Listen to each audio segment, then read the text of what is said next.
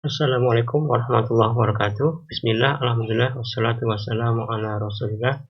Baik, di video kali ini ya, kita berikan penjelasan lagi terkait dengan modul praktikum untuk sistem mikroprosesor ya. Jadi kita masuk ke modul yang ke-6 ya. Jadi sebelumnya kita telah di modul 5 ya. Modul 5 kita kemarin sudah sampaikan terkait bagaimana kita menggunakan LED dan push button ya. Rangkaiannya dan programnya di praktikum yang kemarin ya, praktikum yang 5 ini. Nah, hari ini kita masuk ke yang ke-6 ya di sini, dan nanti menggunakan 7 segmen ya, atau 7 segmen di sini. Dan bagaimana nanti di sini kita akan menampilkan angka ya, angka di 7 segmen ini. Kemudian di programnya sendiri ya, angka kerjanya dulu ya. Jadi Anda nanti diminta untuk membuat skema rangkaian simulasi di protesis ya. Kemudian nanti membuat program assembly-nya, nanti contoh programnya Anda bisa dilihat di playlist untuk mata kuliah praktek ini ya.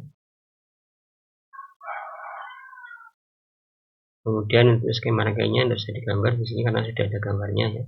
Jadi aplikasi yang nanti dibikin adalah up counter ya, dari 0 sampai 9 dengan interval delay tertentu. Jadi nanti counting gitu ya, 0, 1, 2, 3 sampai 9.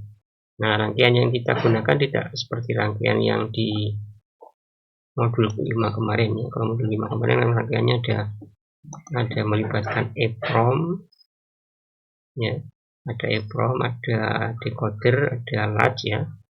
Nah, untuk yang rangkaian sekarang kita menggunakannya lebih simpel di sini ya. Jadi kita cukup pakai IC ini.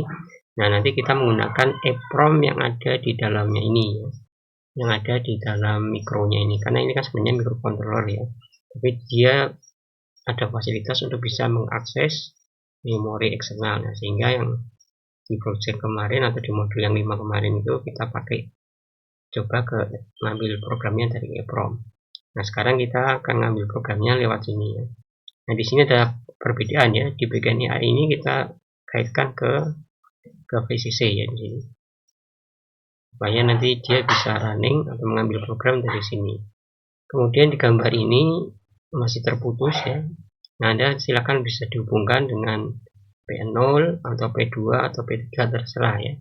Tapi kalau Anda nanti menghubungkan ke P yang lain, Anda mungkin harus sedikit mengubah dari contoh program yang diberikan di playlist berikutnya ini. Nah, kemudian untuk bagian segmen ini Anda juga bisa lihat di simulasinya juga ya. Jadi segmen itu kan A, B, C, D, E, F, G. Nah, kemudian di sini berarti urut nomor 1 itu yang segmen A, segmen B sampai dengan yang titik ini atau dot ya, atau apa? Itu ada yang menyebutnya P atau DP di sini ya. Dot point ya di sini, atau point. Jadi yang ke-8 ini. Jadi kalau Anda ini kaitkan nanti ke P0.0 ya, berarti ini yang bit ke-0-nya adalah A ya.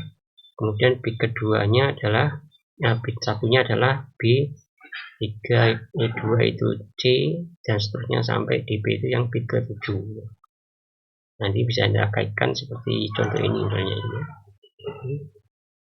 Jadi nanti programnya di load di sini ya.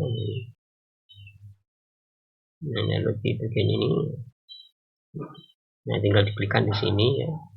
Kemudian bagian ini Anda bisa coba, kelihatannya bebas, ini bisa no atau yes ya. Nanti tetap bisa running ya. Jadi kalau di contoh ini saya kaitkan atau saya hubungkan bagian lepas tadi ke P0.0 ya, seperti ini. Nah, nanti ketika Anda bikin bikin laporannya, Anda wiring ini diteruskan aja mau hubungan kemana. Kalau dihubungkan ke sini tinggal dipakai penggaris dihubungkannya di sini, sehingga rangkaiannya tidak terputus ya. Ini sengaja saya putus supaya nanti Anda bisa milih mau pakai P2, mau pakai P0 atau mau P3, terserah ya. Nah, kemudian kalau Anda sudah bikin rangkaiannya, Anda bisa mendata dulu ya. Jadi data ini untuk konversi ya. Artinya ketika saya punya nilai biner 0, kita tidak bisa langsung mengirimnya ke sini ya. Kalau biner 0 kan ini 0 semua ya. Kalau 0 semua maka ini nyala semua, yang tampil bukan angka 0 tapi malah angka 8 dengan titiknya yang nyala ya. Nah, makanya kita perlu konversi ya. Artinya ketika datanya 0, maka saya harus mengirimkan pola yang ini untuk menampilkan di 7 segmen adalah angka 0 ya. Nah, yang kita lihat, kita menggunakan di sini 7 segmennya adalah common anoda, artinya common positif, sehingga kalau saya mengirim data ke ini 0 ya, misalnya A 0, berarti segmen ke 0 A ini 0, berarti nanti nyala ya. Jadi kalau ingin dinyalakan semua ya dikirim aja 0 semua di sini. Nah, di sini kebetulan saya bikinnya urut ya. Dari simulasi ini memang urut ya, A, B, C, D, E, F, G, P ya. Nah, kemudian kita rangkainya seperti ini supaya memudahkan ya. Jadi bit ke-7 itu di sebelah kiri atau MSB-nya, bit ke-0 yang LSB-nya di sebelah kanan ya. Sehingga kalau kita sudah membentuk data seperti ini ya, maka kita lebih mudah membuat heksanya ya. Kenapa kita tidak pakai biner? Ya bisa sih pakai biner ya, ini 8 digit ya. Tapi kita lebih sederhana akan menggunakan heksa karena dia cuma 2 digit ya. Sehingga kesalahan pengetikan kalau kita pakai heksa itu lebih sedikit ya daripada kita pakai biner. Kalau biner kan harus 8 digit, 11000000 gitu ya. Nah, misalnya kita ingin menampilkan angka 0 ya. Kita bisa mengacu kepada mana yang lebih sedikit menyalanya ya di sini ya. Atau mana yang lebih sedikit dari yang menyala sama yang padam. Jadi kalau di angka 0, yang lebih sedikit menyala itu adalah, atau yang sedikit itu adalah yang padam ya. Yang padam itu adalah G, segmen B sama di B ya. Nah, makanya di bagian ini di B sama G kita beri angka 1 ya. Yang lainnya 0 ya. Kemudian kalau angka 1 ya, angka 1 berarti yang paling sedikit yang nyala ya. Jadi jumlah yang nyala lebih sedikit daripada jumlah yang padam ya. Makanya yang nyala adalah B sama C ya. B sama C kalau nyala berarti kasih 0, 0, yang lain 1, 1. Kemudian dari sini baru dikemas atau dikonversi ke nilai heksa. C0, F9. Nanti kita teruskan tabelnya ini sampai 9 ya. Kemudian bagian ini ada jelaskan cara programnya ya. Tuliskan dulu programnya, kemudian dijelaskan secara singkat di sana.